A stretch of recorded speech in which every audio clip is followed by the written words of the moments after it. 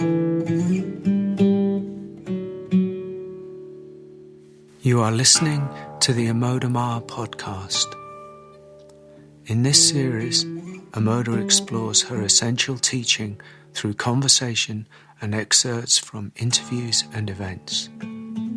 To find out more about events and to sign up for her newsletter, go to www.amodhamar.com. Please subscribe, comment and share if this podcast moves you. And if you feel called to donate, please go to the website.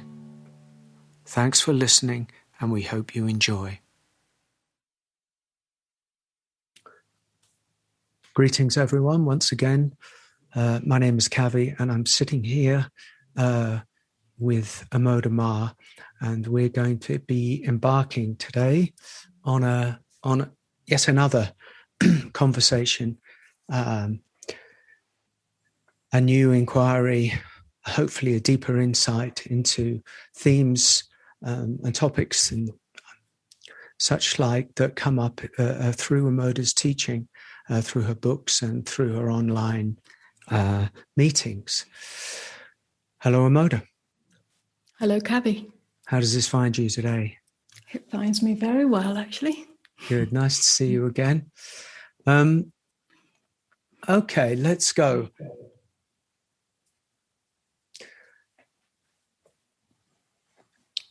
There's a video you just made, posted, I think, yesterday, in which it's taken from your discourse of a recent online meeting. The video is called "The Wisdom of Preparing the Way on the Path of Self-Realization." I think we're going to explore that a little bit, try and expand on it, maybe, and sort of add to it, if we can. One of the things that struck me, not necessarily about you, but also a bit about you, is that most spiritual teachers, certainly in the non-duality arena on the circuit, as I see it, don't really talk so much about the personal. Their own personal. I don't mean the personal. I mean their own personal experiences of some of the things that they talk about, that they teach about. It's kind of been historically excluded or left out of certain conversations, rightly or wrongly. There's no judgment around that. But I think, we're at a different time in society. We're at a different time, where actually there are many seekers, all who are having, profound or deep experiences. And then the thing that comes up so often is how to live those experiences, those awarenesses, those awakenings, those insights in the midst of everyday life, in the everyday experience. And I think personally that I see that actually you're beginning to embrace that and share, because it's useful for other people to see what it means to actually walk the path, and not just talk about the path, but actually walk the path. Because there is a modeling that we see and use in our investigations, in our inquiries, in our journeys. So that's a kind of précis to the invitation to actually probe a little bit into Amodha Ma and what you've done, and how this is, this awakening, this life that you've sort of are in service now to the truth, to spreading to the truth. How that's come about. Has it just been an act of grace? Has there been any work on your part? What part does work play? And that segues into the very questions and the conversations that we're having today. So I'm just going to launch in with a few possibilities. Is that okay? Yes, sounds good. Okay. So in a recent event, the recent one day, you turned your attention to the question of dealing with emotions, the shadow and unmet stuff. It's a theme that comes up again and again in events and sessions for both of us. So let's talk more about this whole area. You said in a recent event, clearing the way is vital, self-improvement is not. But you also referred to, and we sort of, these are some of the possibilities that I want to explore with you. What is the role of shadow work on the spiritual path? Awakening is, happening to more and more people, older and younger, these days. Is there a danger of bypassing of the human experience, the human story? Is it necessary to heal the past in order to discover true freedom? Is there a difference between the self-improvement project and clearing the way for the light of consciousness to enter? And again, I'll say, what kind of inner work have you done prior to the awakening and after the awakening experience that you had way back in the early part of this century, correct? 2000. Last century, actually. 90s. Was it 1998 or something, was it? Or some of the journey, and then yes, the early part of this century.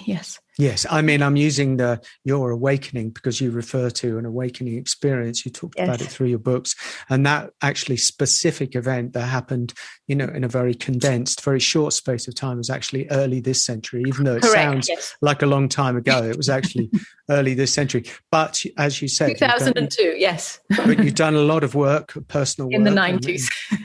And subsequently, you might have done something as well, but we'll actually come to that. So enough from me. Well, there's a lot of questions, Kevin. So clearing the way is vital. Self-improvement is not. Let's start there. Let's go. Clearing the way is vital. Self-improvement is not. Let's just open that up a little bit backwards, if you like. Self-improvement is not.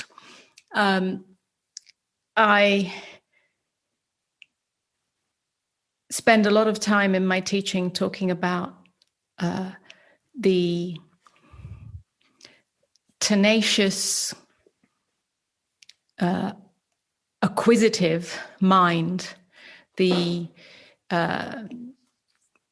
when we're still rooted in separate self, in small self, in ego self, call it what you like, the one who sees himself or herself as a separate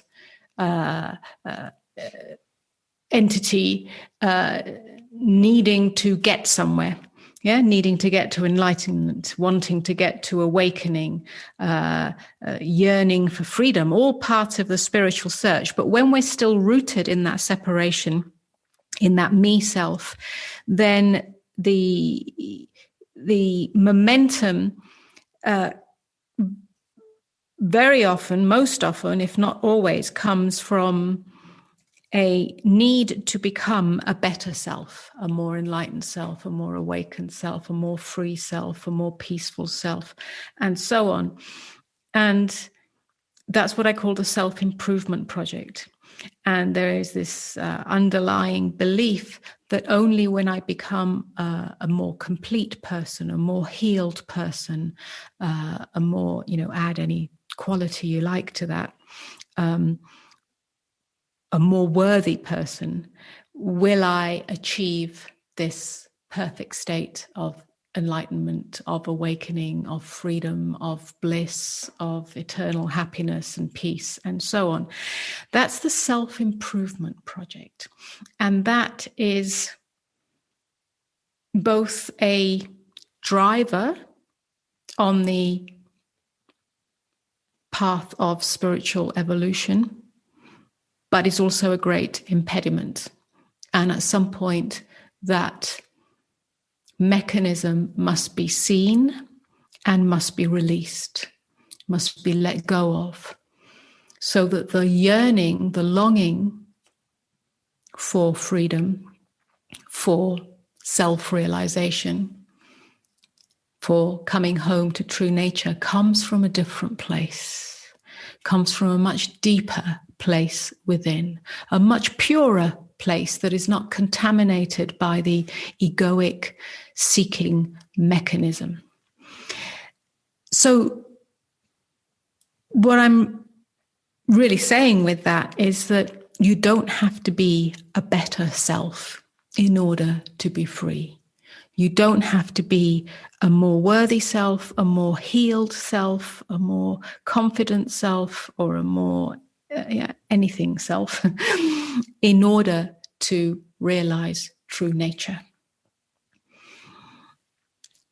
Therefore, working on yourself in order to perfect your personality is counterproductive and a digression or diversion of the fuel, the energetic fuel for the true spiritual search, the true search for true nature. So, however, this is where it gets tricky and sometimes confusing. Clearing the way, I've come to see, is vital. If I talk a little bit about my own experience, I spent a lot of time looking for a better self because I felt unworthy, because I felt unlovable, because I felt not good enough in some way, and therefore, looking for not only a better personality, but also looking for, seeking special spiritual experiences through meditation and other practices. Were you back in that day, before you carry on, were you seeking awakening, or were you just trying to improve yourself? I would say most of it was driven by improving myself. Mm-hmm. Yeah. So, the word awakening, mm-hmm. the concept of awakening wasn't really around then. Not as far as not in my world anyway, not in the way that it is today, where it's very much a thing. It's in the culture, in the spiritual culture. I would never have used that word then. I certainly hadn't come across it. Enlightenment, yes, but enlightenment seemed like such a high, mystical state that I wasn't seeking that.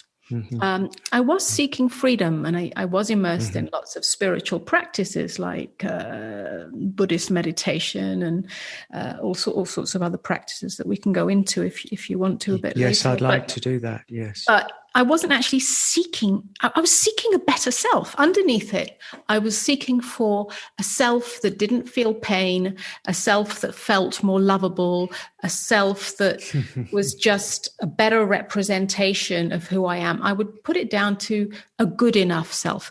Now, that is part of the quest for coming home to our natural wholeness and our natural goodness. However, it's the employment of the particular seeking mechanism of self that is what I call the contaminant. Yeah. At some point, a combination of grace and clear seeing allowed me to let go of that, to surrender it. And that surrender was the willingness from my deepest to be with whatever is. And whatever is might be not feeling good enough, might be not being,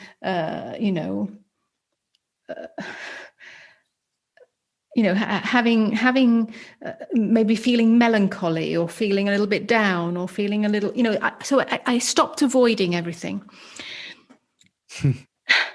When awakening happened, very specific, if you like, happening in 2002, it was then in that moment or following that I realized that the self-improvement project is an illusion. Because in that moment, and following on from that for a few years or however long it took for it to sort of stabilize and be embodied, my self didn't become a better self. The same qualities, the same personality, if you like, was still there, but I stopped seeking to improve it. I stopped trying to be more confident. I stopped trying to be more lovable. I stopped trying to be more good enough. It kind of came to a full stop. And so then, embarking on the path of teaching many years later, I saw how this played out in people on the path, through their questions, through their interactions with me, through their conversations, and more saw how this idea of perfecting the self was really entangled in the spiritual search for freedom. So I've spent most of my teaching really sort of, or much of my teaching, very much untangling that. And then we come, and you stop me at any time, but you've asked a lot of questions here, so I'm trying to follow those threads. Yeah. I'm trying to let you follow those threads. I've come to a place which I don't speak about as much because it gets trickier, but I did in the recent video, and it seems to have touched many people, which is self-improvement is an impediment and an illusion. However, clearing the way is necessary. And there's a difference between the two. Clearing the way. So you cleared. Did you, before you start this, did you clear the way? I mean, it's not an ABC, so we're not talking about linearity. We need to express that, because there are always these mysterious qualities to the whole spiritual journey that one refers to as grace or serendipity, or so there is no A. If you do A, B happens and C happens. But you are sort of suggesting that you had cleared the way, or were in the process or doing something of clearing the way back in the 90s, maybe even before that as well, that allowed a certain grace to happen, to come from who knows where. Was this clearing the way a vital aspect, or could the grace have happened anyway?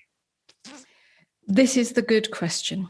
And I don't know if it has a definitive answer, but the more I digest the movement of my life, and the more I see in others, as much as I can see, I do see the intelligence and the wisdom of clearing the way as a necessity. It's not, as you say rightly, a precursor for awakening. It's not a cause and effect. Yeah, that also is an impediment. Yeah, to have that idea that if I do this, then this will happen, because that simply reifies the self that wants to get somewhere, that wants to arrive at a destination, and the progress is going. Yeah, that is trickery. The trickery of the mind that we know about. A lot of trickery. However,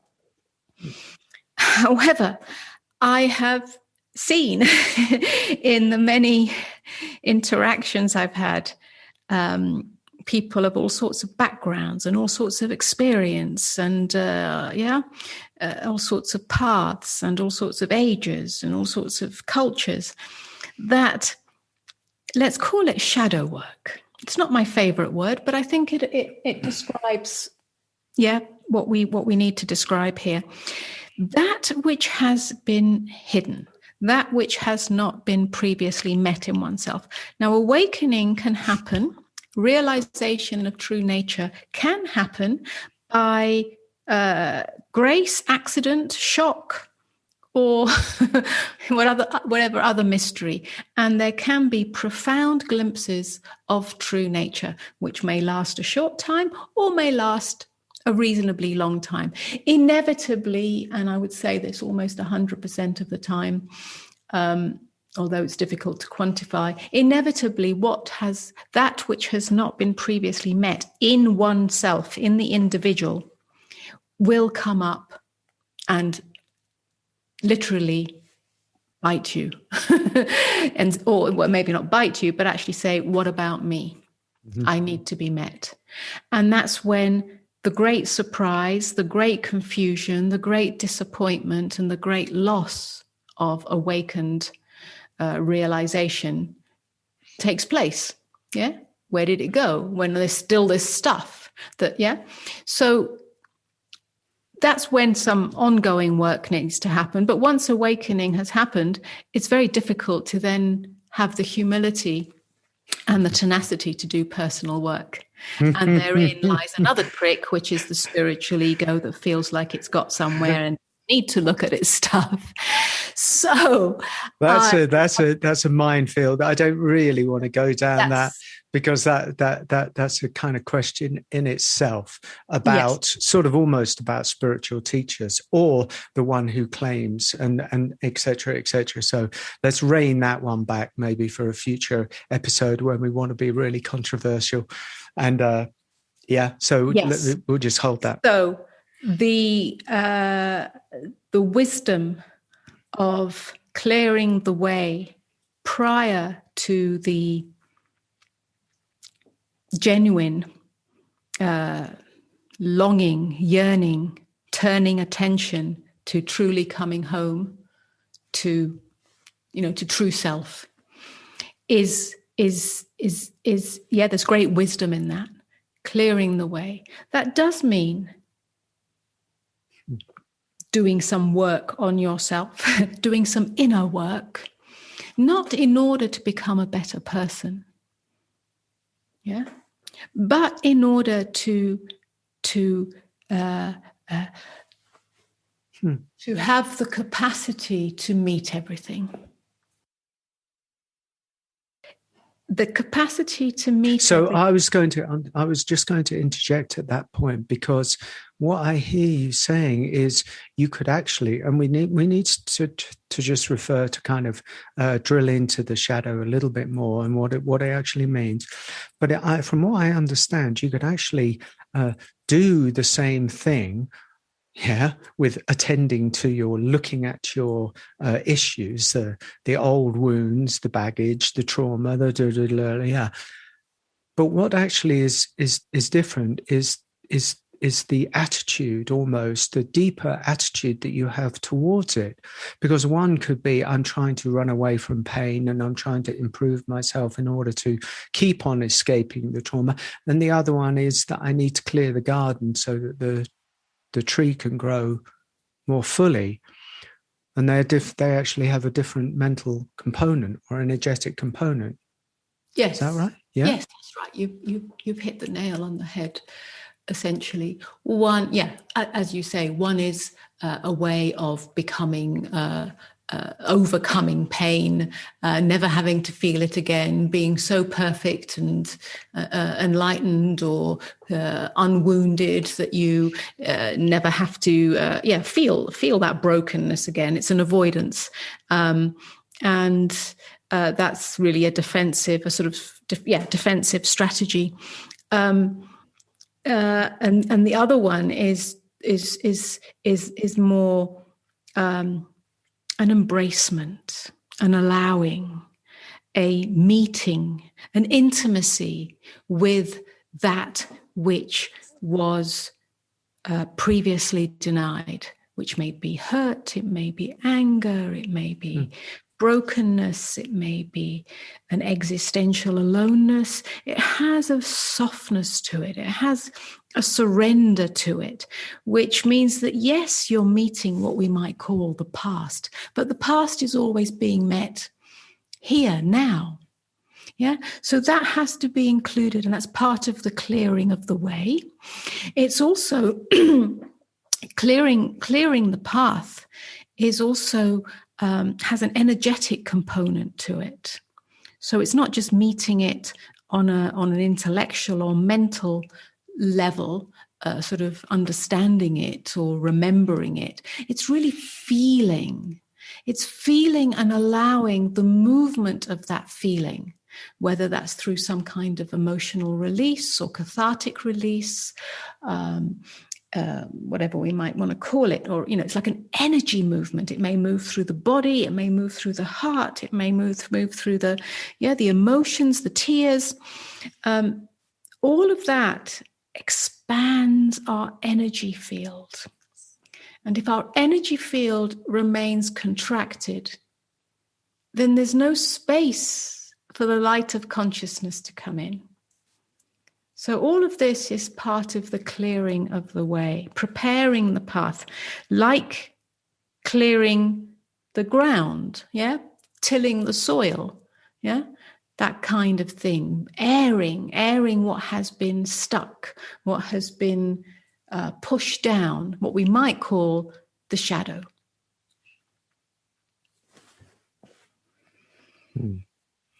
Sounds, I mean, as you're speaking, it actually sounds like this embracement that you're talking of is and I don't want to label it as such, but it actually sounds like a very much more feminine, in the sense that it is embracement, which is more of a feminine, has more of a feminine quality to it, rather than overcoming, rather than improving self. This sort of, generally, in a way, certainly to me, it sounds much more masculine. Either transcend it, ignore it, sort it out, or use it in some sort of way to improve the kind of self. So, is that relevant in your world, or is it a non?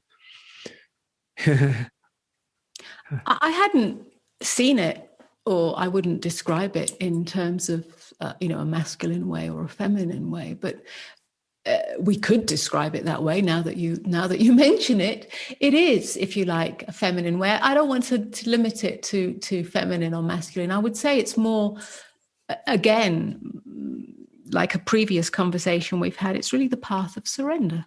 Right. Rather than the path of self-improvement.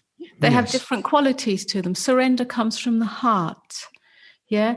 Self-improvement comes from the egoic mind. Yeah. From the ego self. So you could say one's got a sort of masculine feel to it, and one's got a feminine feel to it. I think one of the reasons why I'm saying it, I haven't really thought this through, but it's like there seems to be pain, wounding, trauma inherent certainly in the modern conditioned human being. I certainly don't meet many people who haven't experienced some sort of retraction, some sort of body locking, some sort of nervous system issue they carry around. And actually, on many levels, these pains, these wounds, these retractions are the great drivers of deep growth, of deep transformation.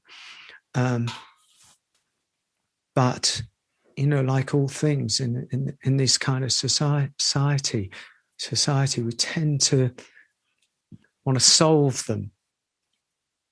Yes, it's definitely. Rather than what I hear you actually saying, which is a much more allowing. It is a tender, and tender is not a weak word. It's actually one of the strongest words. These qualities that you're talking about are very strong, because in order to allow, really the full depth or energetic feeling of what has happened to you to revisit you now, you have to actually, have the capacity to be with it, to sit with it, to allow it without actually trying to solve it.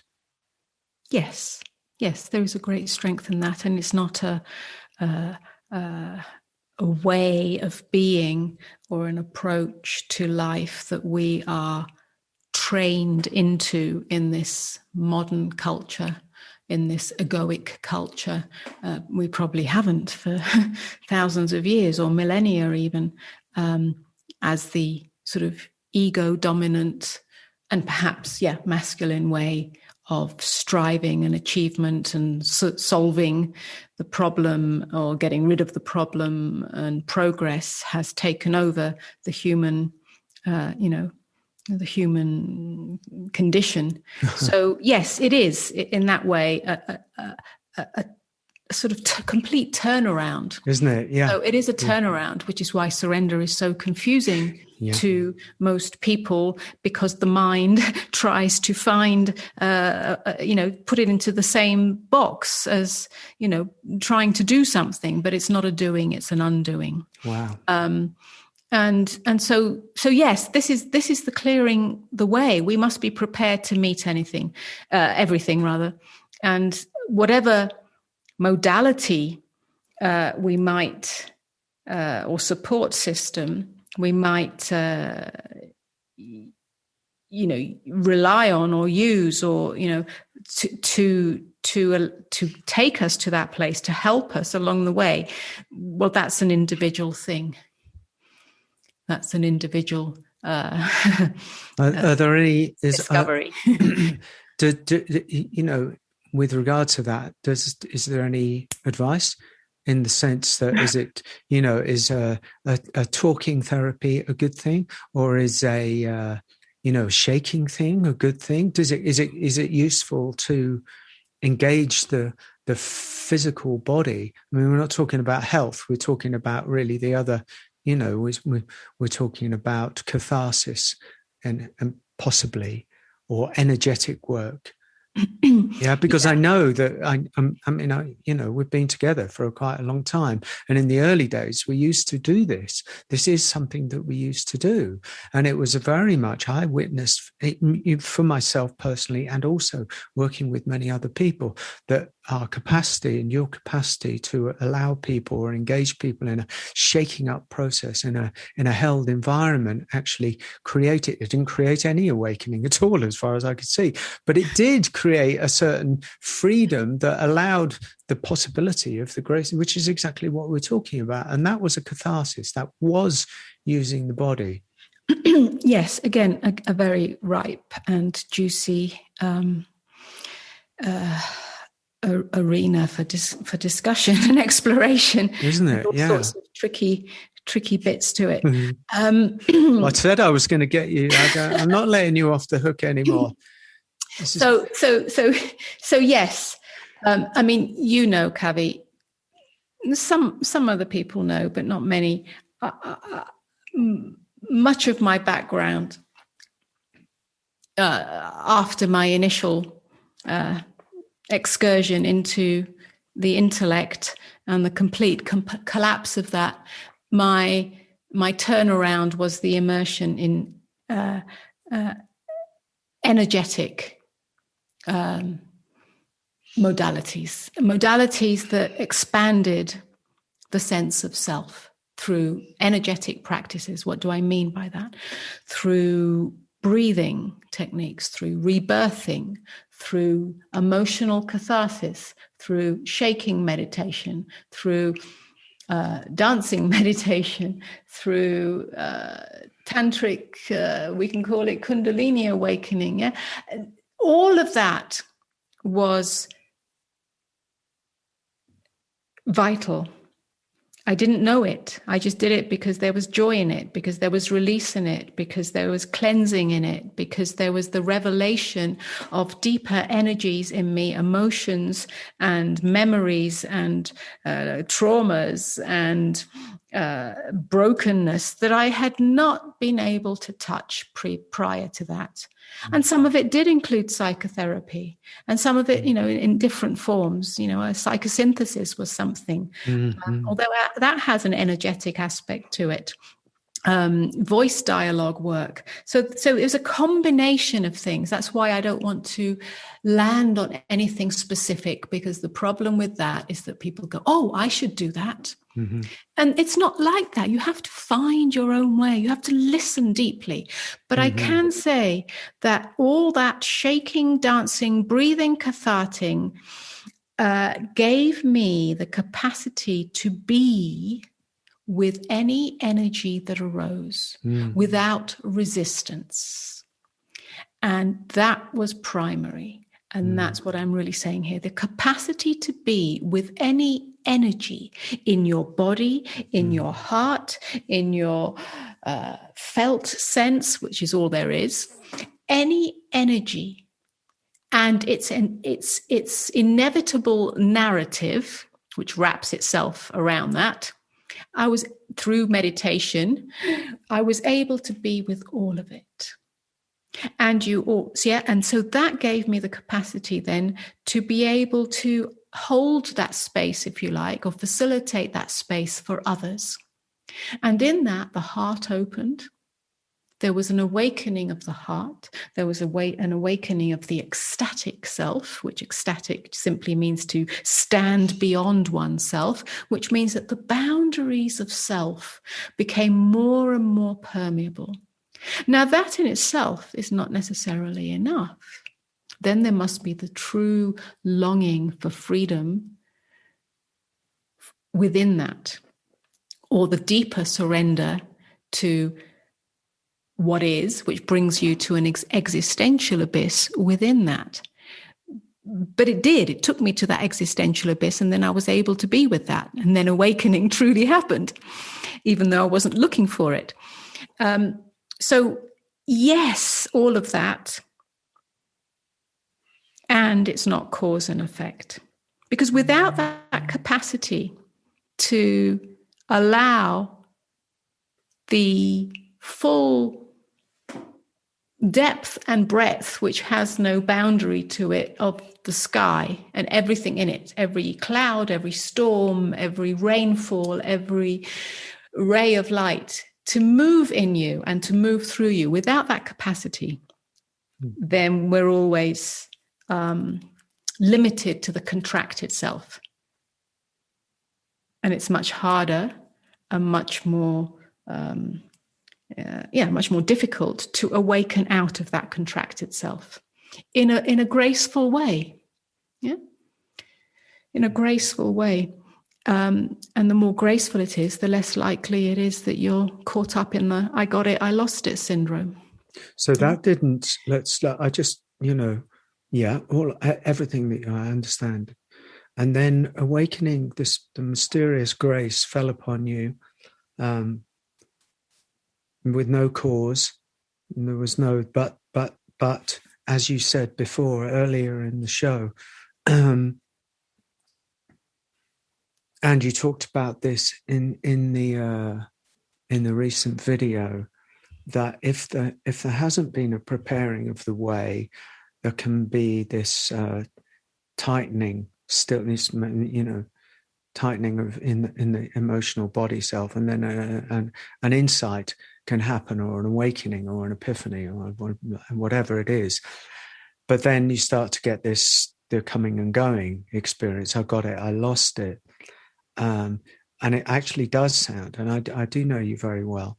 And I mean, you did have to deal with things after your awakening. For instance, without getting too personal about it, you did have to deal with the endless mother issue in real time, in real life, after the awakening. But actually what I hear you saying, I think, is that you didn't, I mean, maybe it was something to do with the time that we were in or something, but I don't remember you making any claims, of the "I got it" syndrome after that awakening. You've always been, I don't want to big you up too much, but you have always been a very true human being, Amoda. I have to say that. I do mean that honestly, speaking as an insider. You've always been a very true human being, and it's one of the most amazing qualities, because you don't claim it. You just sort of live on the inside of something, and it is very true. But you did, after awakening, even though the vessel, the emotions, the physicality was very clear, and you were clear in your body on a health level, which I have to say, there's another conversation that I'd actually like to have with you. But then you still had subsequently to deal with stuff. Yes. Very good point, and I'm totally happy to speak about that. Two things in response to that. One is after awakening, and even with clearing the way, anything that still remains will come up to be seen more clearly. So what happened was actually the relationship with my mother, which had not yet been cleared, if you like, hadn't been fully met all the way, very deep buried feelings, many of them pre-verbal, it escalated. And what we would call trauma, pre-verbal trauma, and some of it post-verbal trauma, it just came rushing in because there was space. There wasn't space in me before that. So it came rushing in and became, it escalated. And there was a new dedication to what is true as well. Yes. So everything that isn't true, everything that wasn't true, and by true we just mean naturally obvious, the natural intelligence of things came rushing in to be to be held in that truth, if you like. Yes. And you were able to know that, or to feel it, or to see it. Yeah. So you didn't get just lost in the trauma and the drama, because your mother was a very difficult character. So yes, there were many difficult emotions that came up, emotions that I previously did not have access to. And at the same time, and I can only explain this or express it or describe it from my internal point of view, which actually I never did claim it or even express it to you, my beloved Kavi, was that in that, even though I seemed to flit in and out of what we might call a traumatized state and then an open state or a clear state, my internal perception of that, my internal experience of that was that nothing true had been lost. Yeah, there was an experience, this incredible storm that arose in relationship to my mother, and I would get immersed in that whirlpool, and that whirlpool on the surface would appear as if I'd become, got caught up in a traumatized state. I might be a little bit distant, or I might be a little bit, I can't remember, fragile or something, or there might be some very difficult emotions. But my internal experience of that was that whirlpool was appearing in open consciousness. And therefore there was a great allowing of it. Yeah. And over time, which actually took several years, it all unraveled itself and released itself and is no longer appearing. Yeah. That inevitably happens, but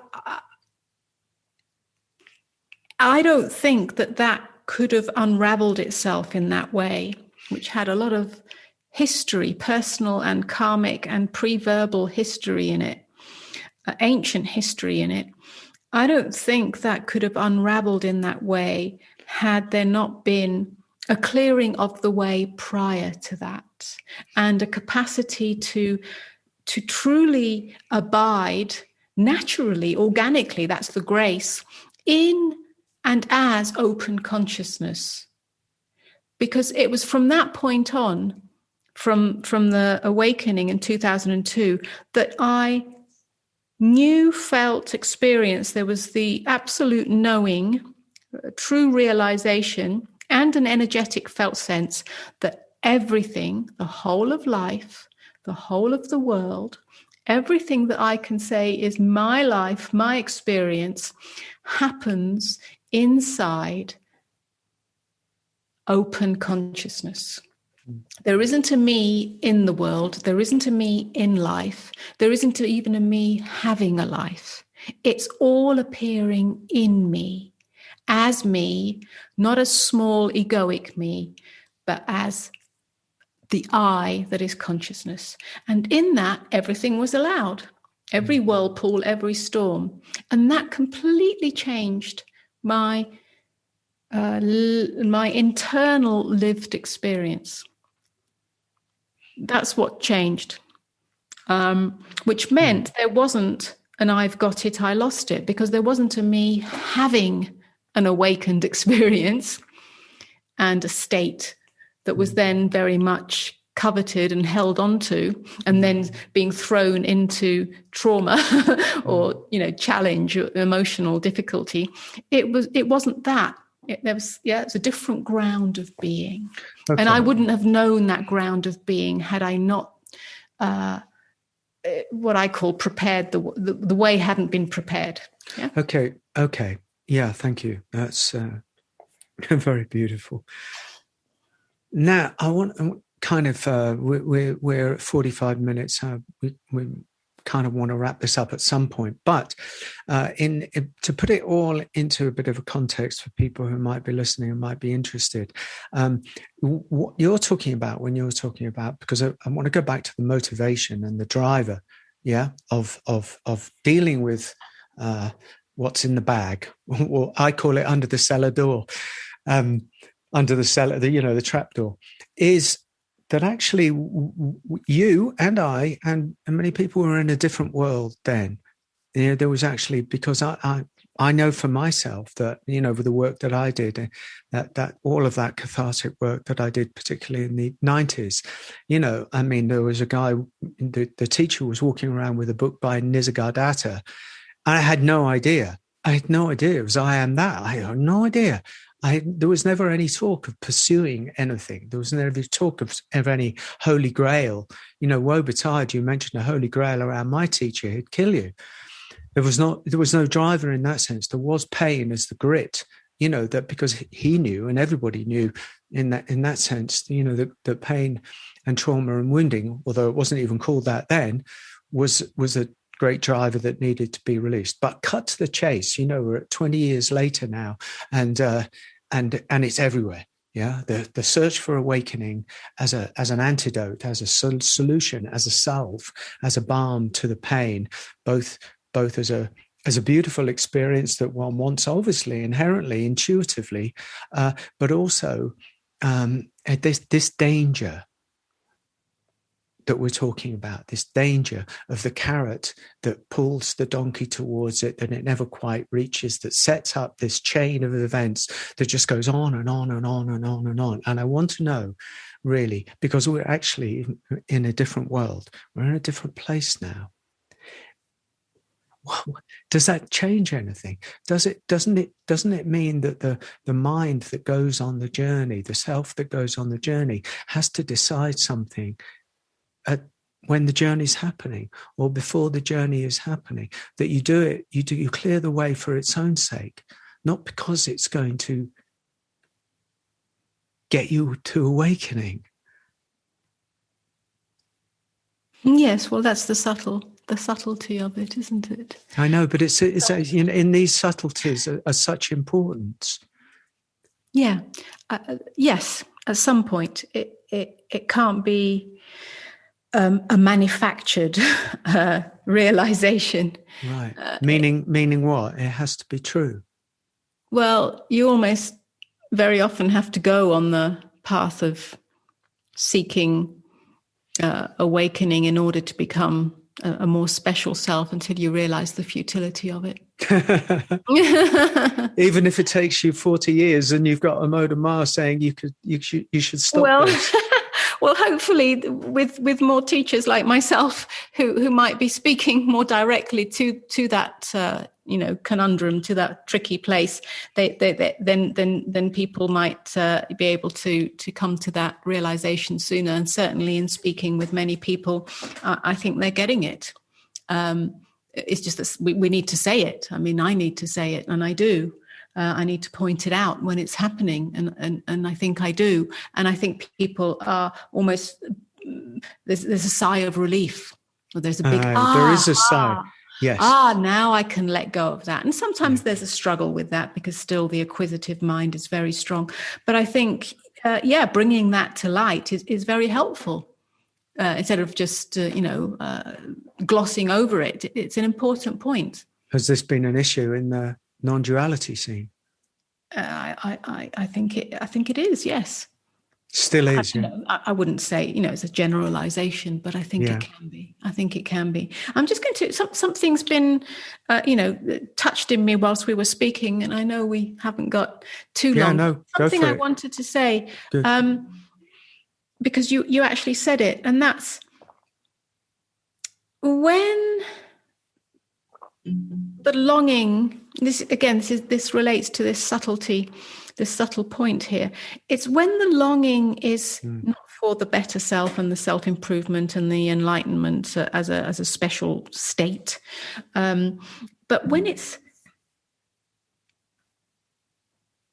for itself, for its own sake. And there is a subtle difference. And I can only relate it a little bit to my own experience.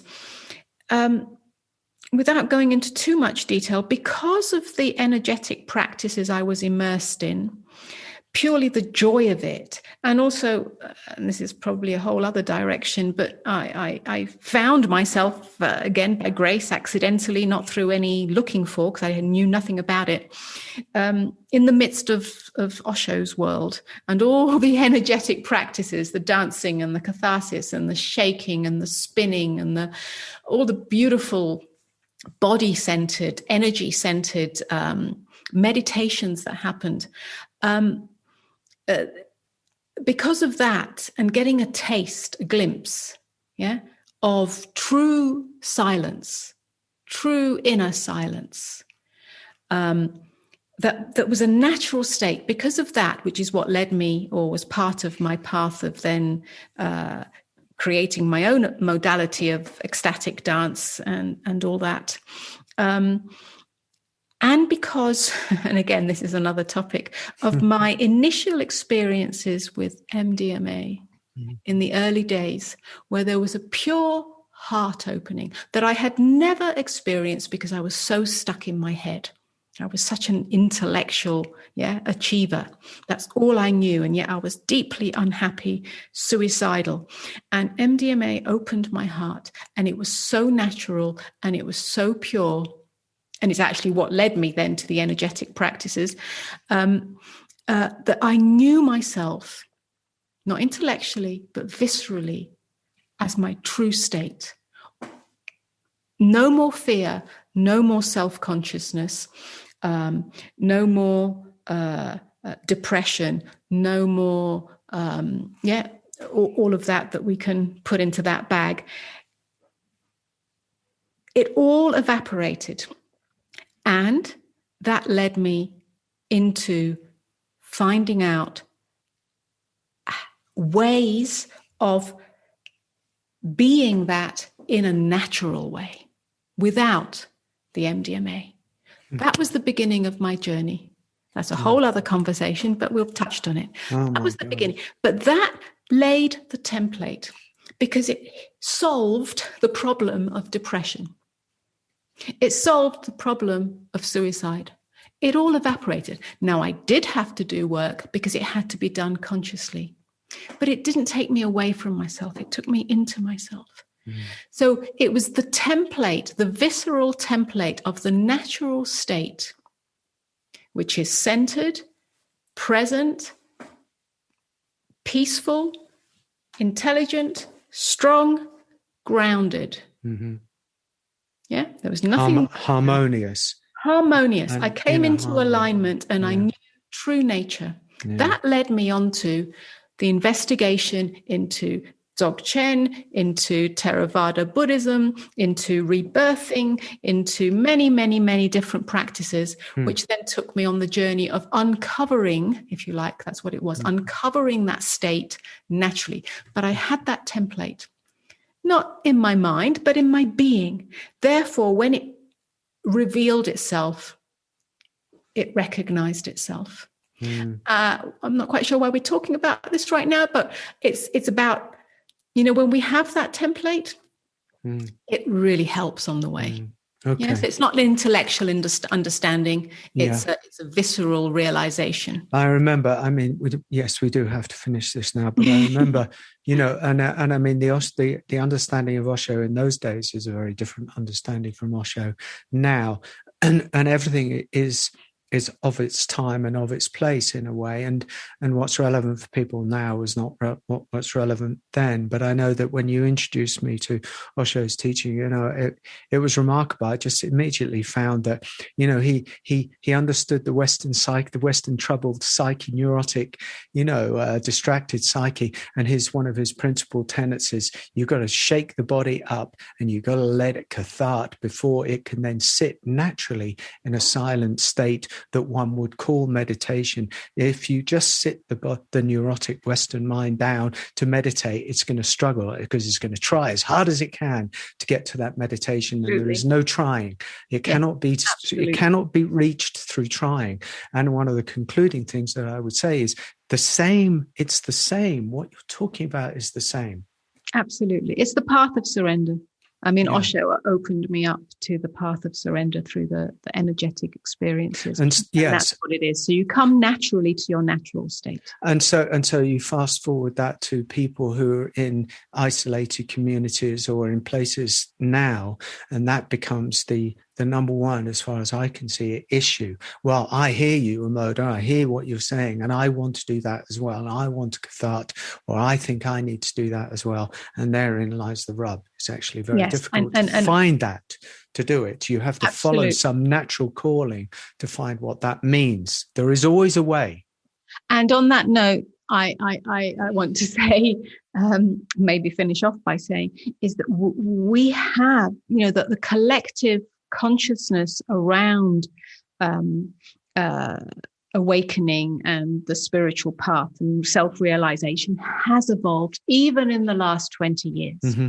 Mm-hmm. So I'll be bold enough to say that perhaps some of those practices, some of that digging into the dirt in the way that we had to do it even 20 years ago might not be as necessary today. It's almost like we're becoming more direct.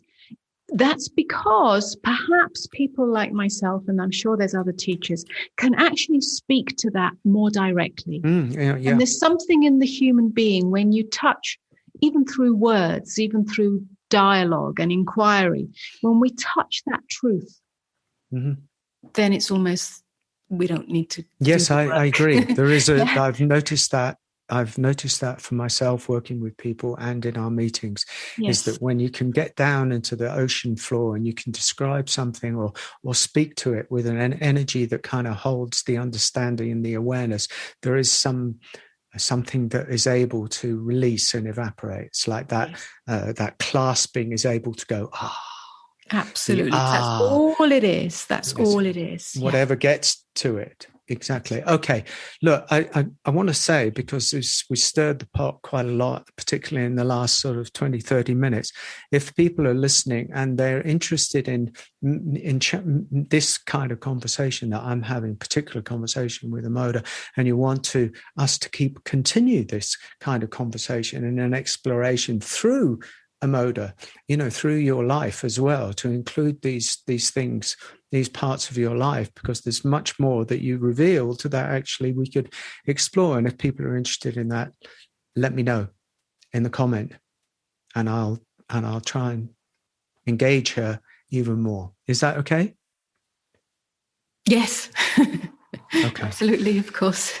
All right. Thank you so much, Amoda. That was a joy. I must admit, it's quite a thing, us talking like this, and I appreciate it. And I certainly, I can't speak highly enough about the work that you have done and the impact you've had on me, and probably many, many, many, of course, many, many people, but actually the impact on me. So it's an honor and a pleasure to sit here and grill you and prod you and poke you and support you in the way that we do. Wonderful, beautiful, Kavi. My pleasure too. Okay, thanks for tuning in, everyone, and stay tuned, subscribe, do what you like, and share it if you're moved, and we'll see you very soon. Okay, that's all from the Amoda Ma podcast, and we'll see you. Bye-bye.